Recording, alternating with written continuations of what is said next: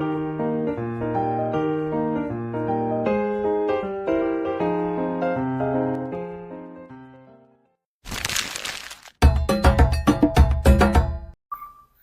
안녕하세요. 중학교 2학년 8월 3차 수업 영상입니다. 우리 수업 영상은 지난 시간과 마찬가지로 과정집에 있는 문법 문제 풀이부터 시작하겠습니다. 과정집을 펼쳐서 51페이지 문법 문제 113번부터 같이 보겠습니다. 자, 먼저 보기의 설명에 해당하는 단어를 물어보고 있는데요. 첫 소리는 혀의 뒷부분과 여린입천장 사이에서 나는 소리라고 되어 있습니다. 우리가 첫 소리를 다른 말로 초성이라고 하고, 이 초성이 혀의 뒷부분과 여린입천장 사이에서 나는 소리라고 하니까 우리가 이런 자음을 뭐라고 했었냐면요. 여린입천장 소리라고 했습니다. 여린입천장 소리에서 나는 자음들에는 기역, 쌍기역, 키읔, 그리고 이응이 있었어요. 그러면 지금 밑으로 내려가서 기역, 쌍기역, 키읔, 이응이 아닌 것들로 시작하는 번호는 미리 지워두면 되겠죠? 2번의 말과 5번의 뱀은, 그리고 4번의 떡도 미리 지워둬야겠습니다. 자, 중간 소리는 발음할 때 혀의 최고점의 위치가 뒤쪽에 있대요. 혀의 최고점의 위치가 뒤쪽에 있는 모음을 우리가 후설 모음이라고 했었고요. 후설 모음에는 어떤 모음들이 있었냐면 우, 오 이렇게 5가지가 있었습니다. 그런데 지금 보니까 남아있는 1번, 3번 모두 후설 모음을 쓰고 있기 때문에 우리가 끝소리, 받침, 즉 종성까지는 가봐야겠습니다. 끝소리는 공기 흐름을 막았다가 터뜨리며 내는 소리래요. 막았다가 터뜨리며 내는 소리를 파열음이라고 부르고요. 파열음에는 기역, 디귿, 비읍, 그리고 기역, 디귿, 비읍이 나왔으면 당연히 따라 나와야 하는 쌍기역, 키읔, 쌍디귿, 티읕, 쌍비읍, 피읍 이렇게 9가지가 되겠습니다. 보니까 1번의 국만이 마지막까지 조건을 충족시키고 있는 단어네요. 정답은 1번 되겠습니다. 114번으로 내려가 봅시다. 다음 중 영웅과 의문의 개수가 같은 것은? 이라고 되어 있습니다. 먼저 영웅이라는 단어의 의문 개수부터 한번 세어볼게요. 우리가 어떤 단어를 볼 때 그 의문은 소리를 내는 말의 뜻을 구별해주는 소리의 단위이기 때문에 소리값이 없는 자음이나 소리값이 없는 단어는, 소리값이 없는 글자는 음운으로 계산하지 않습니다. 자, 그럼 여기 가만 보면 초성에 오는 이응은 사실 이응이 없어도 그대로 음절 그대로 읽을 수 있거든요. 누누이 말씀드렸듯이 초성이 이응이 오면, 그러니까 이응이 초성에 오면 음가가 없다라고 한 번 더 강조를 드립니다. 그러면 영웅 같은 경우에는 여와 받침 이응, 그리고 우와 받침 이응, 총 4개로 구성된, 음은 4개로 구성된 단어예요. 그럼 나머지 것들 중에서 똑같이 4개로만 구성된 단어 어떤 게 있는지 찾아야 되겠죠? 음운 분석해 보겠습니다. 희재는 히읗, 의, 지읒, 에. 희재가 4개. 정답 1번이 되겠고요. 호중은 히읗, 오, 지읒, 우, 이응. 총 5개의 음운. 동원은 디귿, 오, 이응. 워, 니읒. 총 5개. 영탁은 여, 이응, 티읕, 아, 기역. 총 5개. 그리고 경선은 기역, 여, 이응, 시옷, 니은 이렇게 해서 총 6개의 음운을 쓰고 있네요. 따라서 정답은 1번 되겠습니다. 다음 115번입니다. 보기 중 혀끝과 밑잇몸이 닿아서 나는 소리를 모두 고른 것은? 이라고 묻고 있어요. 혀끝과 밑잇몸이 닿아서 나는 소리는 자음 체계 중에서 좋은 위치에 따라 우리가 잇몸 소리로 분류합니다.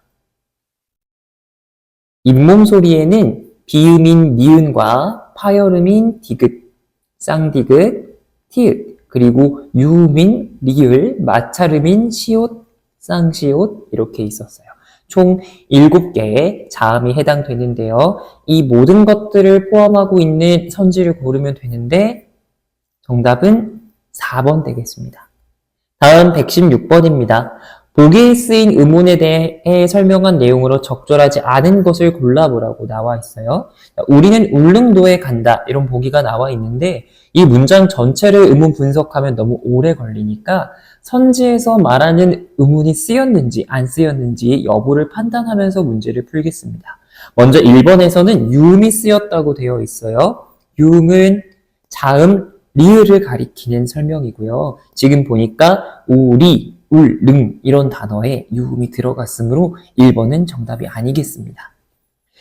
자, 2번에서는 비음이 쓰였다고 되어 있는데 비음은 코로 공기를 내보내는 니은, 미음, 그리고 받침 이응 이 세 가지가 비음입니다. 지금 보니까 받침 이응도 쓰였고 니은도 쓰였고 미음을 제외하고는 비음이 쓰였으므로 2번도 적절한 선지가 되겠습니다.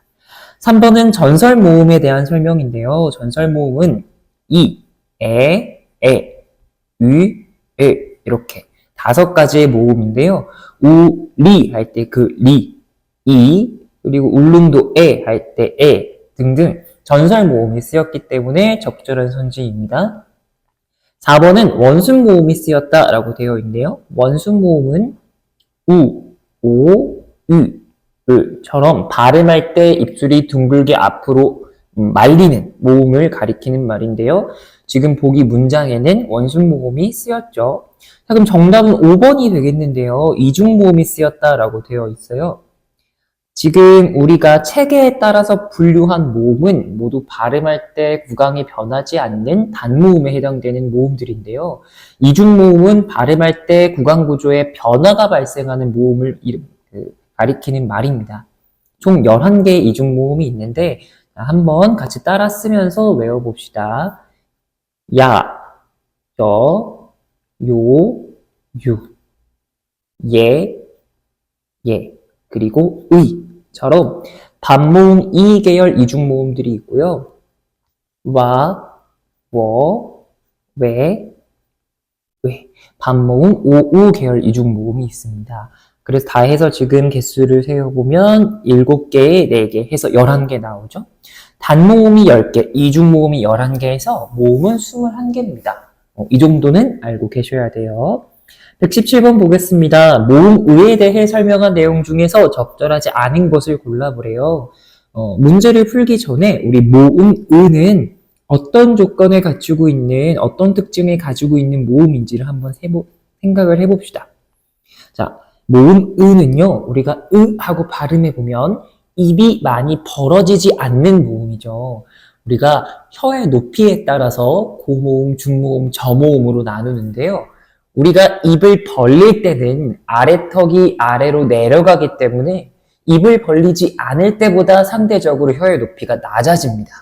그런데 으와 같은 모음은 발음할 때 혀의 높이가, 입의 크기가 많이 벌어지지 않는 거의 닫혀있는 모음이죠. 그렇다는 건 혀의 위치가 낮지 않고 높은 모음이란 뜻이겠죠. 그래서 으는 첫 번째 고모음이고요.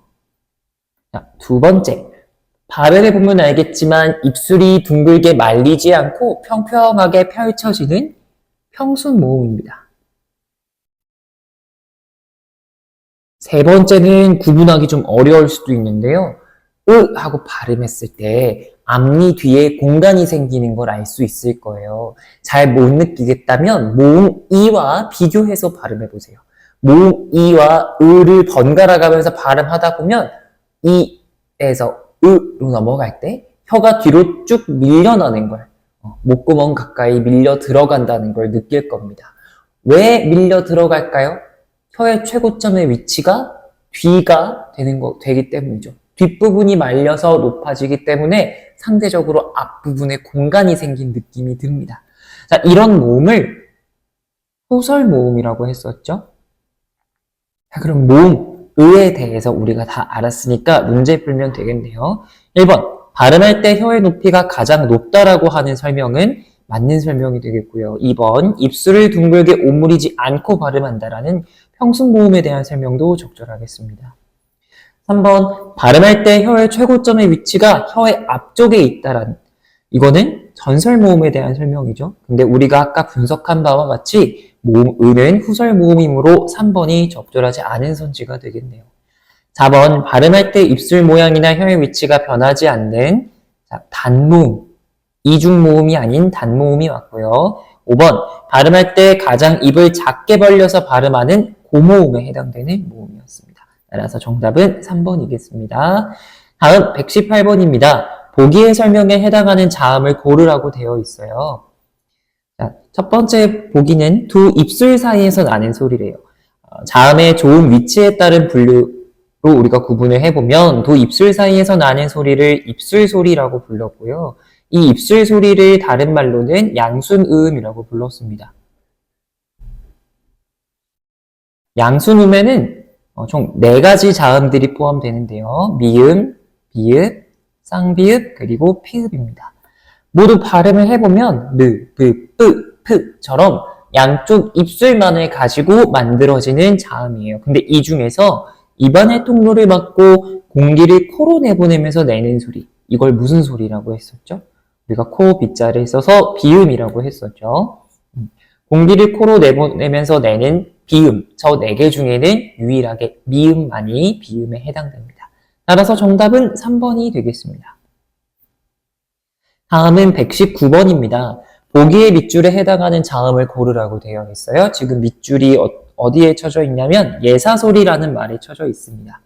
우리가 예사소리, 된소리, 거센소리처럼 소리의 세기에 따라서 자음을 분류할 때는 발음할 때 성대가 진동하지 않는 안울림 소리들 중에서만 소리의 세기를 분류할 수 있다 그랬습니다. 그래서 예사소리, 된소리, 거센소리에는 각각 어떤 자음들이 있는지 한번 적어볼게요. 먼저 예사소리는 우리가 예산 일이 아니다 라고 할 때 뭔가 평범한 일이 아니라 특별한 일이다 할 때 예사라는 말을 쓰죠. 그 예사는 뭔가 두드러지지 않는 평범한, 그러니까 소리로 치면 평이한 소리입니다. 그래서 다른 말로는 평음이라고 부르고요. 예사소리에서 성대에 힘을 주고 긴장을 시켜서 딱딱하게 내는 소리를 된소리라고 부릅니다. 된소리는 다른 말로 경음이라고 부르고요. 자, 예사소리에 공기가 거칠게 터져나가면서 숨이 거칠게 터져나가는 소리를 거센소리라고 하고요. 이 거센소리는 다른 말로 격음이라고 합니다. 예사소리에는 비읍, 디귿, 시옷, 지읒, 기역 이렇게 5가지의 자음이 있는데요. 이 예사소리 5가지를 된소리로 발음하면, 즉 성대에 힘을 줘서 발음하게 되면 우리가 알고 있는 쌍자음들이 되겠죠. 자, 거센소리는 예사소리에 공기가 거칠게 터져나가는 느낌을 주면 됩니다. 생각해보면 비읍과 형태가 닮아있는 비읍, 그 다음에 티읕, 치읓, 키읓 이렇게 시옷을 제외한 비읍, 디귿, 지읒, 기역은 각각에 대응하는 거센소리를 가지고 있습니다. 어렵지 않으니까 이 소리의 세기 정도는 외워두셔야겠습니다. 그러면 밑줄 친 예사소리만 묻고 있는 선지는 2번이 되겠네요. 기역, 디귿, 비읍, 시옷, 지읒. 문법 문제풀이는 여기까지 하겠습니다. 우리 과정집을 공부하면서 의문의 체계에 관련한 문제를 쭉 분석하면서 숙제도 하고 공부를 해봤는데요. 자꾸 분석하고 공부하고 복습하다 보면 이만큼 쉬운 문제가 없습니다. 그러니까 너무 단순히 어렵다고 문제를 포기하지 말고 선생님이랑 필기했던 내용들 복습하면서 문제를 풀면 어느 순간에는 필기했던 걸 참고하지 않아도 풀 수 있는 때가 올 거예요. 자, 다음은 우리 시 교재 펼쳐서 이육사의 청포도로 넘어가 보도록 하겠습니다. 네, 우리 지난 시간에 이어서 김기림의 바다와 나비, 다음에 나오는 이육사의 청포도라는 시 공부하겠습니다. 청포도라는 시를 읽고 공부하기 전에 이육사 시인에 대해서 우리가 몇 가지 적어야 할 게 있어서 필기부터 하겠습니다. 읽어보시면 아시겠지만 이육사라는 이름이 숫자 같죠? 실제로 이육사라는 이름은 숫자 264에서 따온 것인데요. 숫자 264는 이육사 시인이 항일운동을 하다가 형무소에 수감되었을 때 받았던 수감번호라고 합니다. 그래서 필기를 해줍시다. 이육사는 형무소 수감번호다. 그래서 어떤 일제에 의해서 겪었던 민족의 아픔을 잊지 않기 위해 이 번호를 필명으로 사용했다고 전해져 내려오고요. 이육사 선생님의 본명은 이원록으로 알려져 있습니다. 그러니까 추가적 상식으로 적어두도록 하고요. 자, 이육사 시인에 대해서 공부를 할 때 꼭 언급되는 연대가 있죠. 1930년대 말부터 1940년대까지. 우리가 이 광복 전까지의 시기를 문학의 암흑기라고 부르는데요. 이 문학의 암흑기에 활동한 일제에 저항했던 저항 시인 두 명을 꼽을 때 그 첫째가 이육사 시인, 그리고 둘째가 윤동주 시인입니다. 우리 이따가 이육사 시뿐만 아니라 윤동주의 시도 함께 같이 읽어볼게요. 선생님이 문학의 암기라고 적어버렸네요. 문학의 암흑기.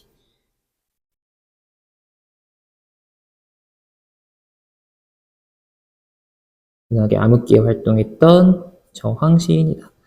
근데 지금 우리가 같이 읽어볼 청포도라는 시는 어떤 문학의 암흑기에 걸맞는 그런 저항적인 시라기보다 고향에 대한 풍요로움과 그리움을 이야기하고 있는 시에 가깝습니다. 그래서 같이 먼저 낭독을 해보고 그 다음에 정확한 분석으로 들어가는 것으로 할게요.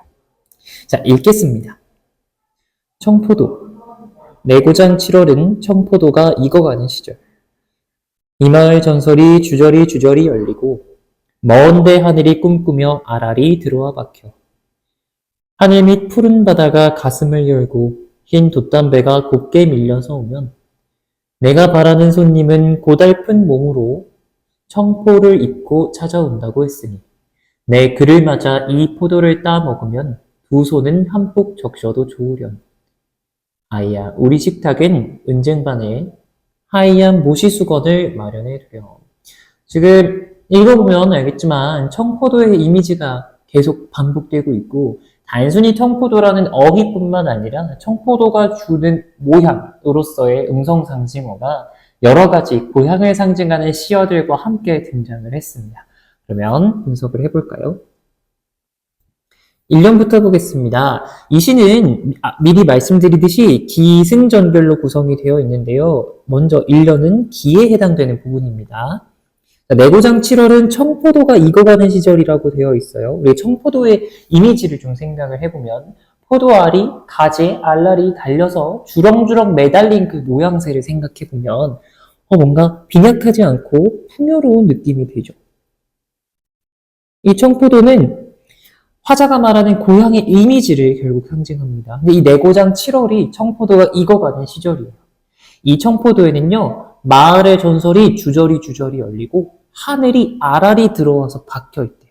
자, 우리 주저리 이런 표현 나왔고 아랄이 이런 표현 나왔어요. 주저리 아랄이 포도가 달린 모양새를 나타내는 말이니까 음성상징어 중에서도 형태를 나타내는 말의 태어가 사용되었습니다.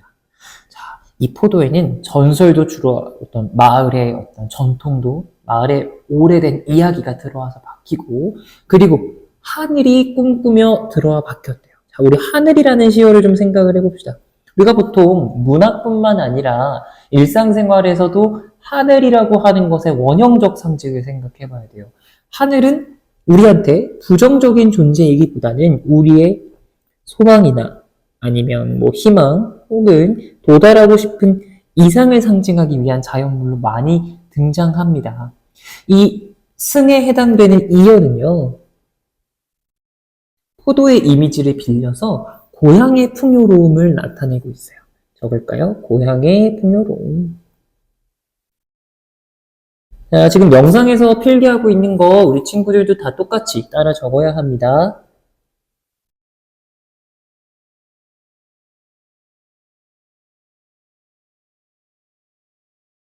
그리고 3년까지 승이 유지됩니다. 하늘 밑에 푸른 바다가 가슴을 열고 푸른 바다가 가슴을 열고 하얀 돛담배가 곱게 밀려서 오면 지금 어떤 시기가 되면이라는 어떤 가정하고 있는데 어떤 상황을 근데 그 상황이 푸른 바다가 가슴을 열고 흰 돛담배가 곱게 밀려서 온대요. 어떤 이미지입니까?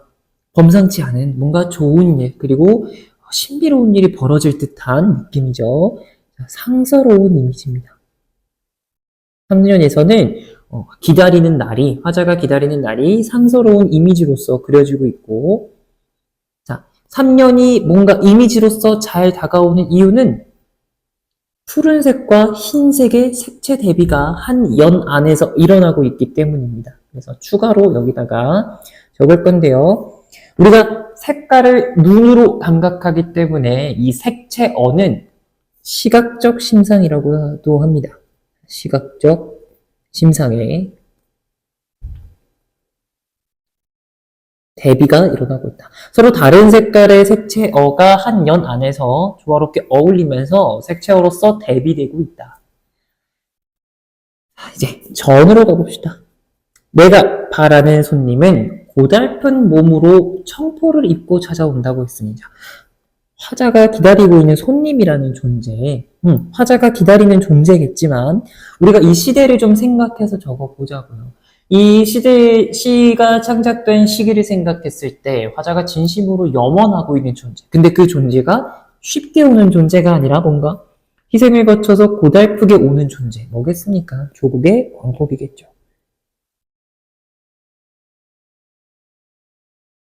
다시 시 내부로 돌아와서 어쨌든 이 손님이 고달픈 몸으로 청포를 입고 찾아온다고 했으니 청포는 옛날에 몸에 두르는 푸른 도포인데요. 관직에 등용을 했을 때. 근데 여기서는 그런 관직과 관련된다기보다는 뭔가 푸른색이 주는 색채의 이미지를 빌렸다라고 생각하시면 됩니다. 이 푸른색이 주는 느낌은 희망적이고 뜻하지 않은 순결함 그런 이미지를 계속 주고 있습니다. 그렇게 내가 바라는 손님이 고달픈 몸으로 청포를 입고 찾아오면 내가 즉 손님을 맞이해서 포도를 따 먹겠대요. 근데 이 포도를 따 먹으면 두 손은 한뿍 적셔도 좋겠대요. 손님과 함께 포도를 나눠서 먹는 동안 내 손이 다 젖어버려도 좋아. 뭔가 양보하는 희생적인 자세가 드러납니다. 이 전에서도 두 번째 연인 두 손은 한푹 적셔도 좋으련 이 부분은요. 화자가 손님을 맞이해서 누리는 기쁨을 잘 나타낸 부분이에요. 적을까요? 손님을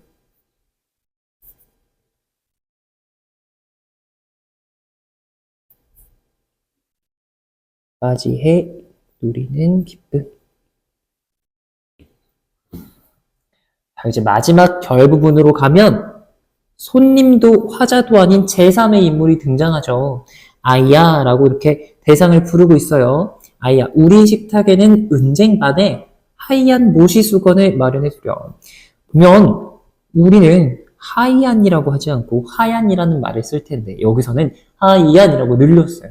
위에 오는 아이야와 음절수를 맞추는 것도 있겠고 하얗다라는 걸 강조하고 싶었던 것도 있었을 거예요. 그런데 이렇게 어법에 어긋나는 표현이 시에서 효과적이게 들어왔을 때 우리 네 글자로 시적 허용이라고 합니다. 알고 있는 친구들도 있죠? 우리 식탁엔 은쟁반에 모시수건을 마련해 두렴.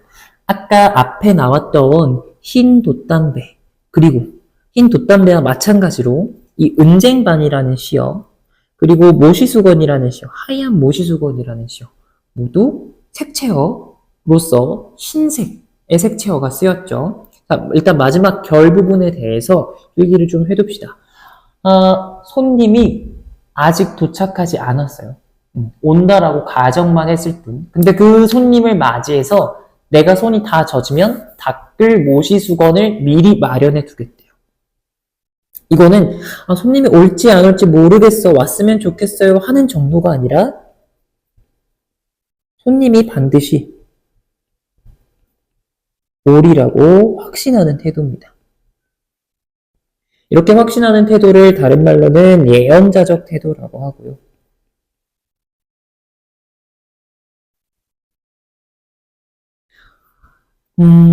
화자가 확신하고 있는 이 미래는 손님이 오는 미래는 단순히 손님이 오는 게 아니라 의미를 넓혀서 생각을 해보면 화자가 생각하는 밝은 미래가 온다라는 이야기를 하고 싶은 거겠죠.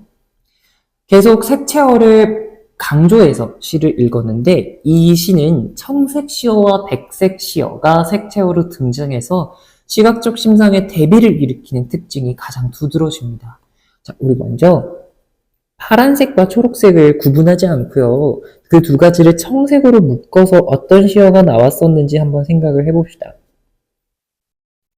먼저 청색시어입니다. 청색시어에는 청포도라는 시어도 나왔고요. 그 다음에 하늘, 바다, 그리고 도포, 청포라는 시어 나왔어요.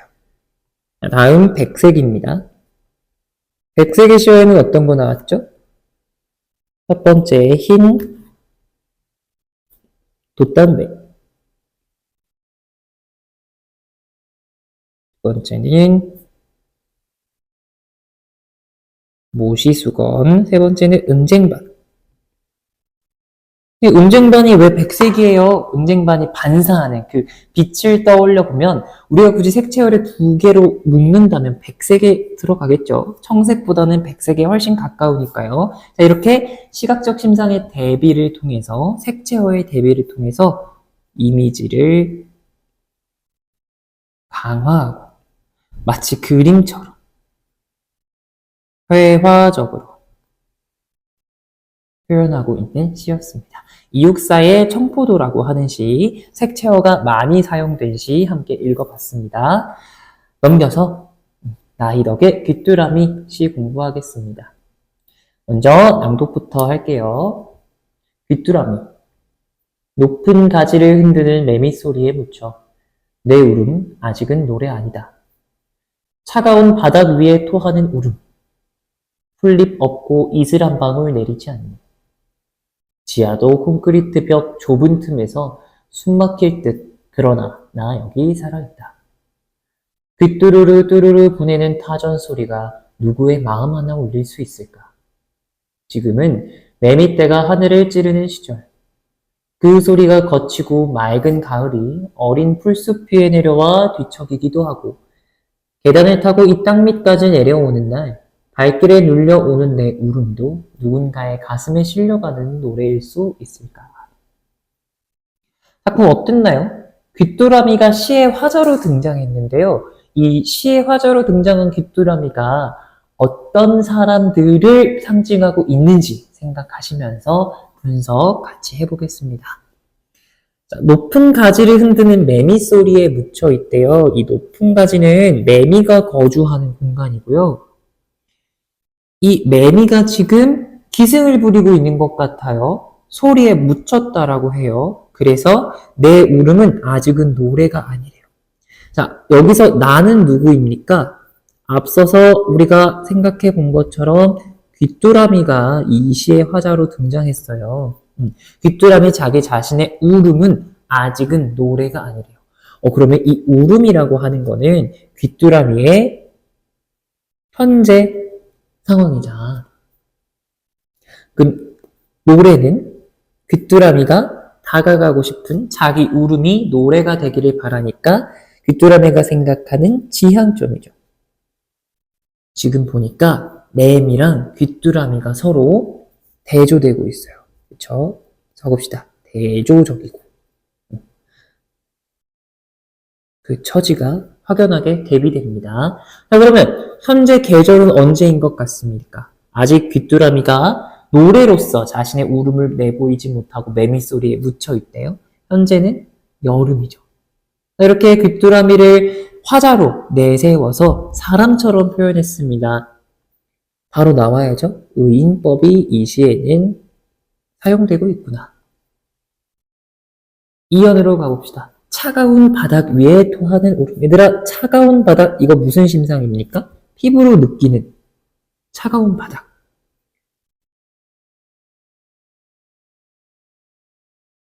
촉각적 심상에 해당하죠. 이 귀뚜라미가 차가운 바닥 위에다가 울음을 토하고 있대요. 화자의 처지가 비극적으로 보이네요.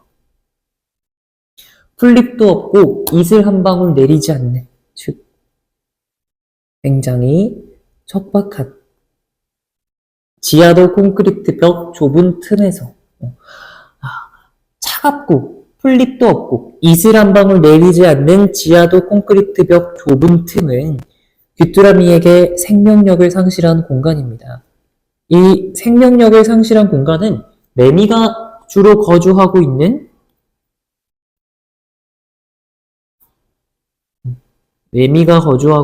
높은 가지와 대조되죠. 그 좁은 틈에서 숨 막힐 듯 그러나 이런 시가 나왔어요. 자, 이렇게 역적 관계를 나타내는 접속어가 시에서 등장하면 시상이 전환되거든요. 자, 어떻게 전환되는지 한번 보세요. 그러나 나 여기에 살아있다 라고 하면서 앞에서는 생명력 없는 공간에 대한 비극적인 처지를 비관하고 있었다면 그러나 다음부터는 자신이 살아있다라는 것을 알리면서 의지적으로 태도가 변했습니다. 귀뚜루루 뚜루루 보내는 타전 소리가, 즉 귀뚜루루 뚜루루 소리를 나타내는 의성어가 쓰였고요. 귀뚜라미의 울음소리를 누군가한테 메시지를 보낼 수 있는 타전 소리로 비유했어요. 이 타전 소리가 누구의 마음 하나 울릴 수 있을까? 자, 누군가 지나가는 사람의 마음을 울릴 수 있는 소리를 내는 것이 귀뚜라미가 생각하는 자신의 지향점이 되겠습니다.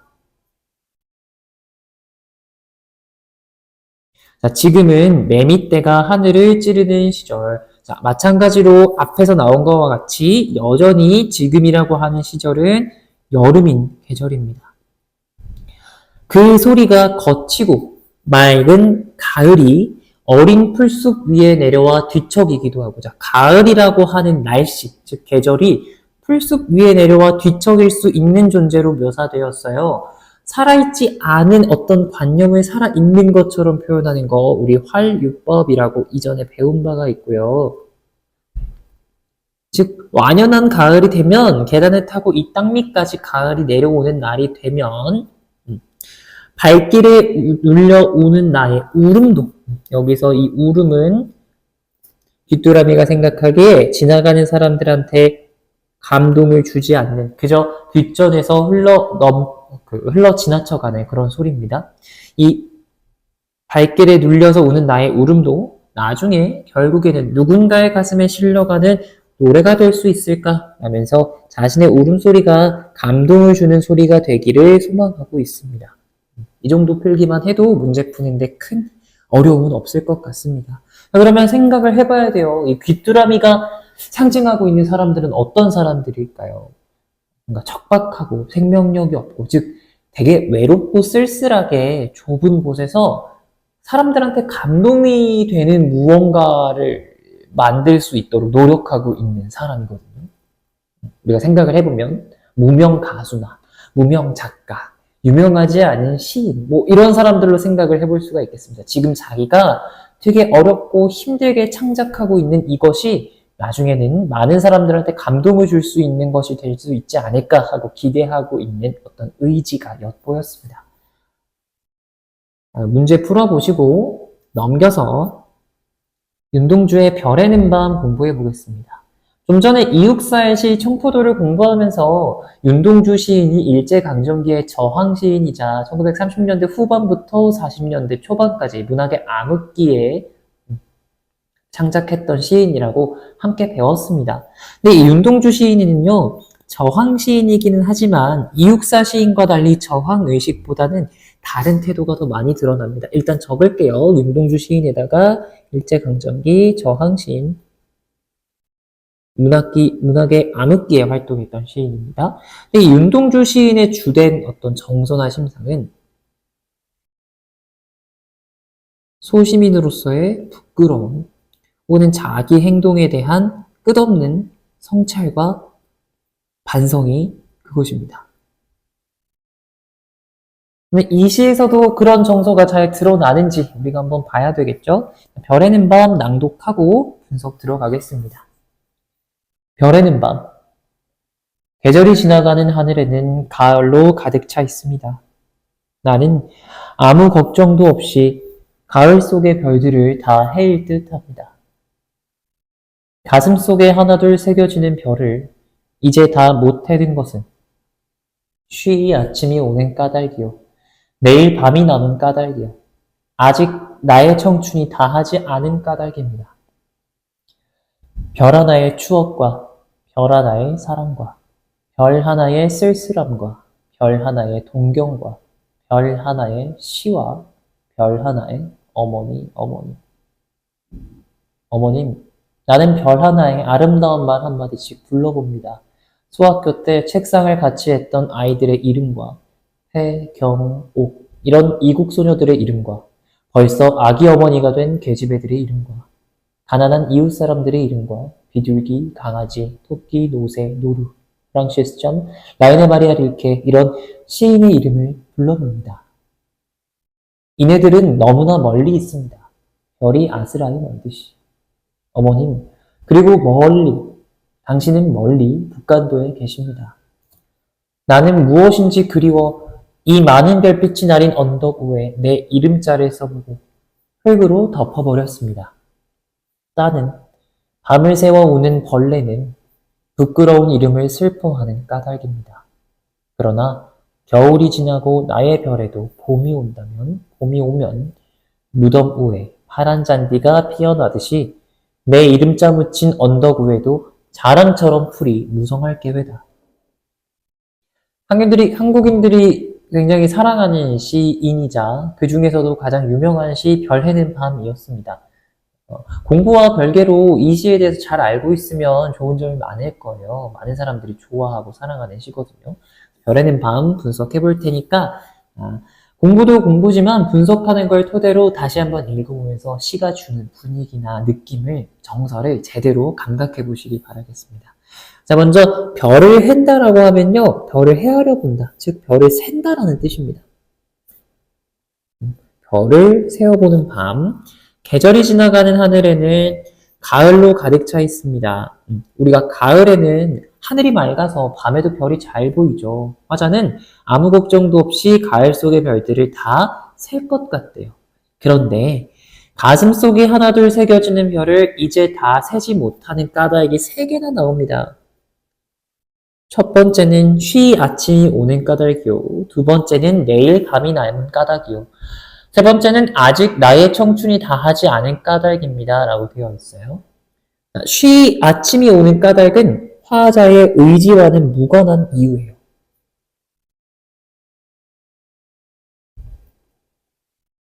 그리고 우리가 그것을 화자의 직접적인 의지와는 상관없는 외부적인 이유라고 볼 수 있겠죠. 별을 다 못 헤아려 보는 이유예요. 두 번째는 아직 내일 밤이 남아있기 때문이래요.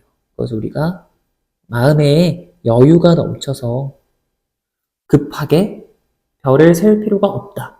세 번째는 나의 청춘이 다하지 않은 까닭이다. 위에랑 조금 다른 느낌으로 마음의 여유를 더 넘어서 자신의 미래에 대한 청춘이 아직 남아있기 때문에 급하게 별을 세지 않았다. 미래에 대한 희망. 이런 이유들로 별을 다 해지 못하고 있다고 합니다. 그러면서 4연에서는 가장 유명한 부분이 나오죠. 별 하나의 추억과 별 하나의 사랑과 별 하나의 쓸쓸함과 별 하나의 동경과 별 하나의 시와 어머니, 어머니. 자, 이렇게 별이라는 사물에다가 시어를 하나씩 대응시켜서 쭉 나열했습니다. 시에서 이렇게 뭔가 나열할 때 우리가 열거법을 사용했다라고 이야기 많이 하고요. 열거법을 사용해서 뭘 나타내는지 보셔야 됩니다. 별 하나를 셀 때마다 무언가를 추억하고 사랑하고 그 때문에 쓸쓸해하고 무언가를 동경하고 그것이 결국 시로 돌아오고 모두 그리움과 연관된 것들입니다. 그리움이라는 감정을 촉발시키거나 뭐 혹은 그리움이라는 감정들과 비슷하거나 그런 감정을 담은 것들이 지금 별이라는 시어에 대응이 되어 있어요. 그러면서 마지막에는 어머니, 어머니 하고 두 번이나 불렀어요. 시에서 이렇게 누군가를 부르는 걸 돈호법이라고 하고요. 더불어서 두 번 반복했습니다. 반복법.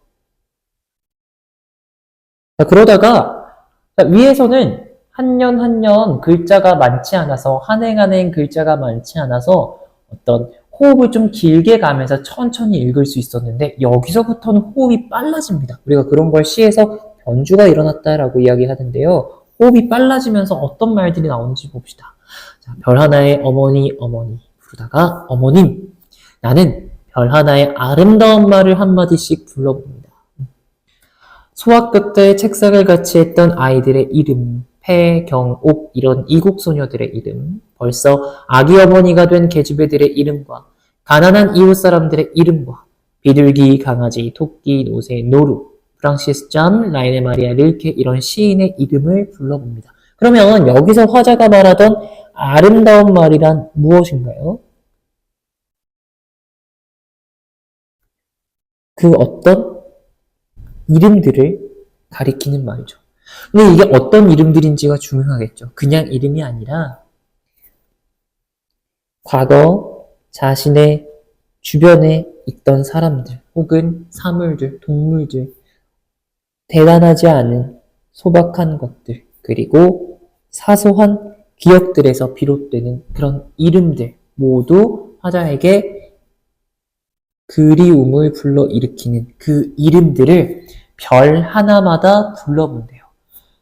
그러면 별을 샌다라는 건 무언가를 그리워한다라는 사실이 이 시 안에서 밝혀졌습니다. 그게 어디서 한 번 더 나오냐면요. 이네들은 너무나 멀리 있습니다. 그리움의 대상들. 이것들은 너무 멀리 있습니다. 꼭 뭐처럼? 별이 먼 것처럼. 그러니까 별을 샌다라는 것은 그리워하는 거를 떠올려 본다라는 뜻이거든요. 뭐뭐 하듯이 직유법으로 그것을 더 확고하게 설명했습니다.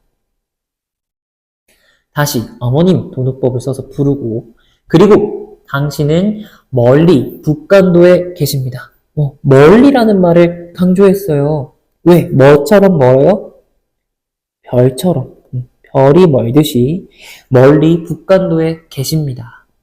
나는 무엇인지 그리워져서 이 많은 별빛이 날인 내려있는 언덕 위에 내 이름자를 써보고 흙으로 덮어버렸대요.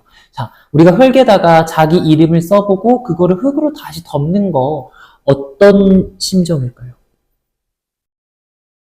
내 이름을 부끄러워하는 중인 겁니다. 내 이름자는 이 시에서 부끄러움의 대상이에요.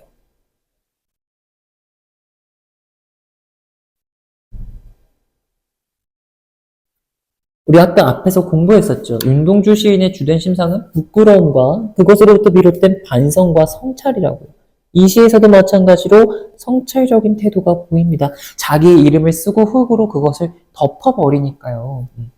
따는 어떤 긍정을 나타내는 부사어인데요. 역시나 뭐 이런 뜻으로 생각해 주시면 됩니다. 따는 밤을 새워 우는 벌레는 부끄러운 이름을 슬퍼하는 까닭입니다. 중요한 부분이 나왔어요.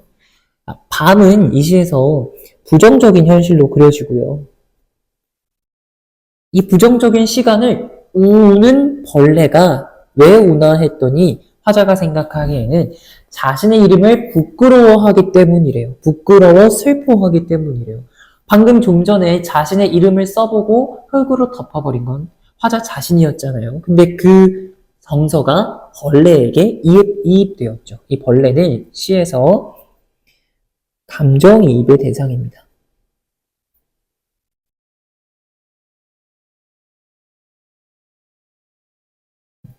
밤을 새워 우는 벌레에게 감정을 이입해서 마지막은 의지적으로 끝났는데요. 그러나 이런 역접관계에 접속어가 등장하면서 시상의 전환이 이루어지죠. 앞에서는 성찰적이고 반성적인 태도, 그리움에 대한 태도가 주된 정서였다면 그러나 라고 하면서 겨울이 지나고 힘든 시간이 지나고 이 나의 별에도 봄이 오면 여기서 이 별은 화자의 어떤 내면 세계, 화자의 이상 세계입니다. 화자의 이상 세계에도 봄이 찾아오면 무덤 위에 파란 잔디가 피어나듯이, 무덤은 우리한테 죽음을 상기시키는 이미지예요. 그렇죠? 근데 무덤 위에 피어난 파란 잔디는 막 깨어난 생명, 즉 생명력을 상징하는 시어겠죠? 이 두 가지가 대조되면서 무덤 위에 파란 잔디가 피어나듯이 이미지가 확 그려집니다. 근데 무덤이라는 시어가 왜 나왔나 가만히 생각을 해보면 아까 자기 이름을 쓰고 그거를 흙으로 덮어버렸잖아요. 그게 어떤 흙이 쌓인 모습을 무덤이라고 표현했을 수 있고, 아니면 화자가 겪고 있는 이 현실이 마치 죽은 것처럼 처참한 현실이다 라고 우리가 생각을 해볼 수도 있고요. 아무튼 그런 무덤 위에도 파란 잔디가 피어나듯이 내 이름자가 묻힌 언덕 위에도 자랑처럼 풀이 무성할 게배다 무성할 겁니다 하면서 의지적인 어조로 시를 마무리하고 있어요.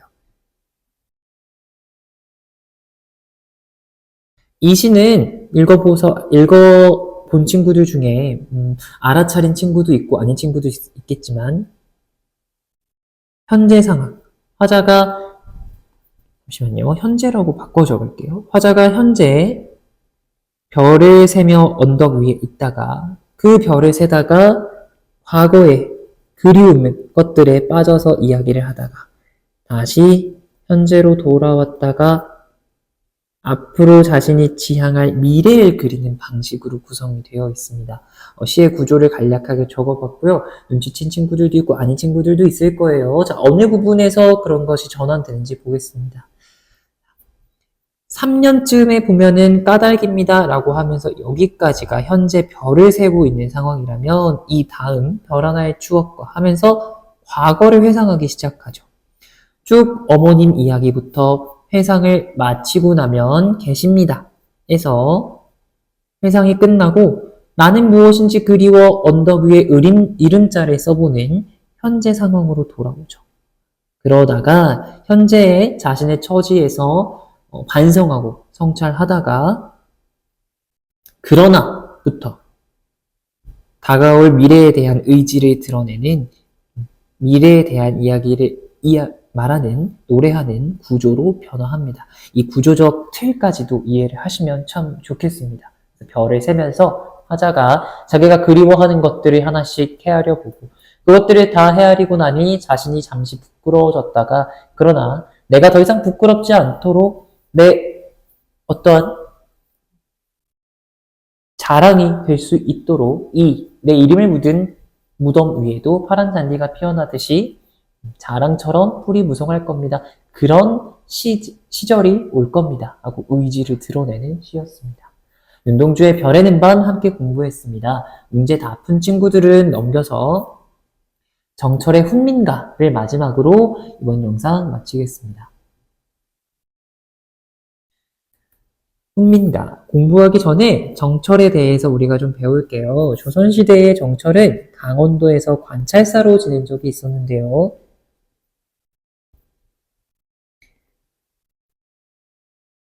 정철이 강원도에서 관찰사로 재직할 당시 백성들에게 깨우침, 가르침을 주기 위해 지은 시조입니다. 제목이 훈민가예요. 이 훈민가의 뜻을 좀 생각을 해볼까요? 우리가 훈계한다라는 말을 쓰죠. 가르친다는 뜻이에요. 미는 백성을 나타내는 말이고요. 그러면 훈민이라는 뜻은 백성을 가르치는 이란 뜻이 되겠죠. 백성을 가르치는 노래. 지금 봐서 알겠지만 세 줄씩 되어 있는 시조인데 이 시조가 여러 수 거듭해서 등장하는 연시조에 해당됩니다. 총 몇 수 나오냐면 16수에 해당되고요. 16수의 연시조라고 필기를 해두십시오. 그래서 각각의 수마다 시인이 강조하고 싶은 백성들이 배워야 할 사상이 담겨 있습니다. 백성을 가르치는 노래이기 때문에 뭐뭐 해야 한다, 무엇을 무엇을 하여라 라는 명령형 어미가 반복되는 것이 특징이고요. 단순히 명령형 어미만 반복하면 읽는 백성들 입장에서 뭔가 기분 나쁘고 괜히 반발감이 들 수 있잖아요. 그래서 하자, 뭐뭐 하는 게 어떨까, 뭐뭐 해야 하는데 어떻게 할까 라는 식으로 제안하는 청유형 어미가 등장합니다. 내용은 어렵지 않습니다. 각각 해당되는 수에서 어떤 내용을 가르치고 있는지 하나씩 볼게요. 아버님이 날 낳으시고 어머님이 날 기르시니 두 분 곧 아니시면 이 몸이 살아있을까? 하늘과 같은 끝없는 은덕, 은혜와 그 덕을 어디 다 갚으리, 어떻게 다 갚으리 이런 의미였습니다. 그러니까 누구에 대한 은혜였죠? 부모에 대한 은혜였습니다. 제1수에서는 부모에 대한 은혜와 그로 인해서 백성들에게 효도할 것을 가르치고 있어요. 권계하고 있어요. 이수로 가봅시다. 임금과 백성 사이는 하늘과 땅이로되 나의 서러운 일을 다 알려고 하시거든, 임금님께서 다 알려고 하시거든 우리라고 살찐 미나리를 혼자 어찌 먹으리, 임금님 생각해야지, 이런 내용이겠죠. 이수에서는 임금과 백성의 바람직한 관계를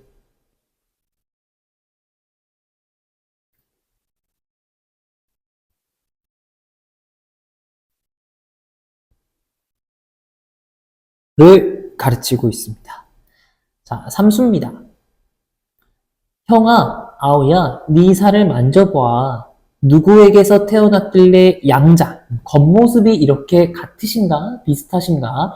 한 전 먹고 길러놔서 딴 마음, 다른 잘못된 마음을 먹지 마라.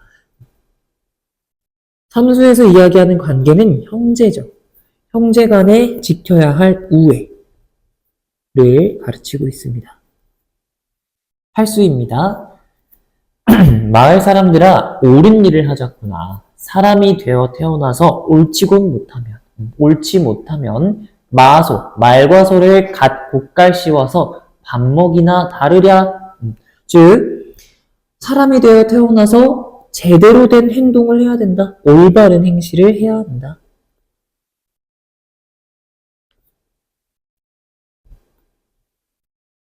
이런 내용이었고요. 십수입니다. 나무로 생긴 중에, 즉 나와 형체가 겉모습이 다른 사람 중에 벗같이 친구처럼 유신, 마음이 신이가 잘 맞는 사람이 또 있겠는가. 나의 그른 일, 내 잘못을 다 잃으려 하노매라. 다 잃으려 하는구나. 이 몸이 번님이 아니면, 내 친구가 아니라면 사람 되기가 쉬웠을까? 사람 되기가 쉬울까? 즉 여기서 말하는 건 벗이라고 해서 무조건적으로 감싸주고 이런 게 아니라 제대로 이끌어줄 수 있는, 도덕적으로 바른 길을 찾아줄 수 있는 올바른 벗의 관계를 강조하고 있습니다. 이런 말을 나타내는 말이 그 한자 성어가 있죠. 추가로 적어줍시다. 분우유신이라고 합니다. 13수입니다. 오늘도 다 세웠다. 우리 날이 샜다라고 하면 동이 트다라는 뜻이거든요. 자, 오늘도 이제 동이 트는구나. 우리 호미를 메고 가자꾸나. 뭐하러? 내 논 다 메거든. 논농사하러. 내 논을 다 메면 네 논도 좀 메어줄게. 오는 길에 뽕 따다가 누에를 먹여보자.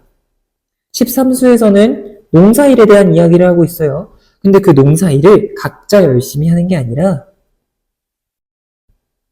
서로서로 필요한 만큼 돕는 상부상조의 정신.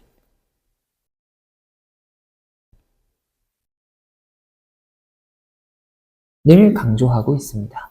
그래서 우리는 16개의 수를 다 읽어보진 못했지만 지금 1수, 2수, 3수, 8수, 10수, 13수에 해당하는 6개의 수에서 각각 어떤 이야기를 하는지 한번 해석을 해봤어요. 해석과 분석이라고 할 것까지도 없지만 생각을 한번 해봤습니다. 문제 푸는 데는 무리가 없을 거고요. 단순히 공부하는 데에서 그치지 말고 분석이 끝나면 끝날 때마다 작품을 한번 읽으면서, 눈으로 읽으면서 나한테 이 작품이 어떤 가치나 의미로 다가오는지를 생각해 보셨으면 좋겠습니다. 보충을 듣는 친구들은 우리 지금 공부한 시들 문제 다 푸셔야 되고요. 이 뒤에 있는 까마귀 싸우는 곳에 정몽주 어머니의 작품까지도 한번 읽어보시고 문제 푸셔서 저한테 검사 받으셔야 됩니다. 영상은 여기까지입니다. 시청하느라 고생 많으셨습니다.